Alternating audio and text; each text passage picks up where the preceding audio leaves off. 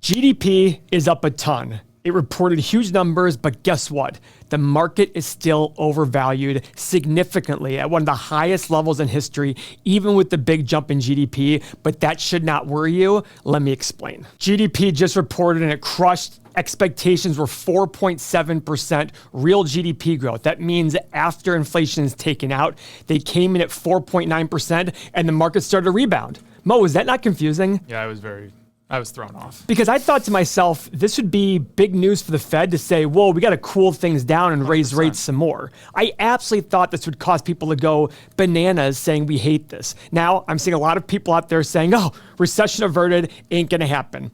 Guys, we're not in the clear yet. Many times in the past, we've had a surge in GDP before recession. I'm not calling for a recession. What I'm saying is we're not out of the woods yet. Still, the number one indicator for recessions of the inverted yield curve, which means the 2-year versus the 10-year treasury. When the 2-year treasury rate is higher than the 10-year, it means people see more risk in the short run. And in the last 8 times this has happened, it's led to a recession within 11 to 18 months, okay?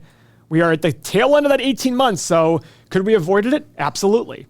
But we came in at $27 trillion in GDP. 27 trillion. That's a huge number. And how does that affect us as investors? Well, if you're new to the channel, Warren Buffett says the most reliable indicator at any given time is the stock market to GDP ratio. And when GDP goes up, it helps that ratio come down. And this is what I report every single day in our community, every single time. So I updated it, $27 trillion. We went from 70% overvalued yesterday down to 65.8. It also helped that the market fell a lot yesterday too. Yeah. So that definitely helped, but it's bringing us closer to a normal, average, historical metric going back to 1929. But Mo, are you not surprised that GDP going up, now the market's down again? Yeah. But I think to myself, the Fed's got to look at this and go, we got to slow things down. Right. I mean, they've been very consistent in saying that they need to slow things down. And going to your yield curve, what you're talking about, July 6th of 2022 was the actual inversion date between the 2-year and the 10-year. Okay, so we're at a year and 5 months. Yeah. Yep. Year and 4 months. Mm-hmm. Exactly. Yeah, a year and 4 months, which is 16 months, guys. It's wild to see because if you look back at history, usually there's a recession within 12 months. Yeah. But we'll see. This could be the exception to the rule. It could be. But the what you said, Jerome Powell has been very specific. We need to cool down the economy. Now remember, guys, if you're fearful of a recession because you want your stocks to stay up, don't be. You want the stock market to go down. Especially if you're young. If you have over 5 years of outlook, then you should want the stock market to go down today. You want to put more money in over the years, especially the younger you are, you want stocks as low as possible. You want fear out there. You want to be able to buy great companies at great prices. Look at Meta. Meta's down over 6% today. Yes, I know if you have Meta shares, you're probably like, oh, that sucks. But if you have Meta shares and you want more, you should love that. You want to buy your favorite things at cheaper prices. Just like your favorite items that you wear for clothing, your favorite shoes, your favorite if tomorrow your dream car fell in price by 50%, you'd buy two. Yeah, I'd buy two. Exactly. I'd put one in the garage and hang on to it for later. That's what we want.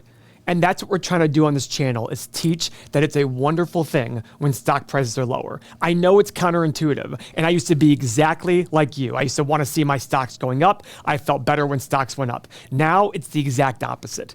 I want to buy great companies at even better prices. Mm-hmm. But remember, the news follows the stock price, not the other way around. What does that mean? It means when the stock price goes down, then the news will start promoting the actual articles that justify the stock going down. I'm really hoping that starts happening with Google and Meta.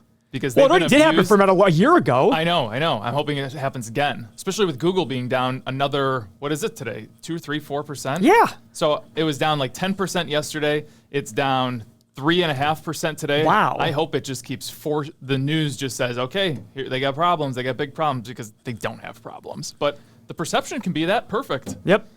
Guys, GDP is how well the country is doing. And I love it when I see GDP growth overall. But remember, I love it on a long-term basis.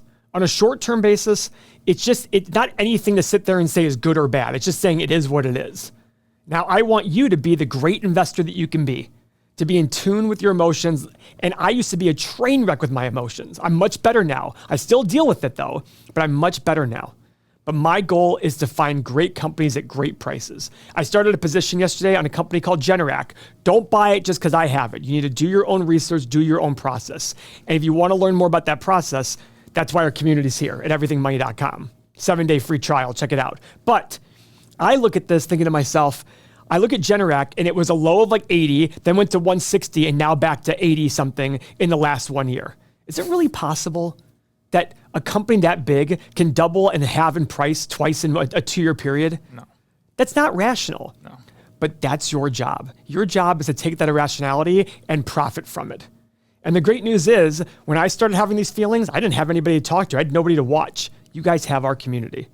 That's what's so great. We have the thousands of members in our community here talking every day about how they love down. Imagine that. Imagine being part of a community where everybody was cheering for big losses, the market to go down.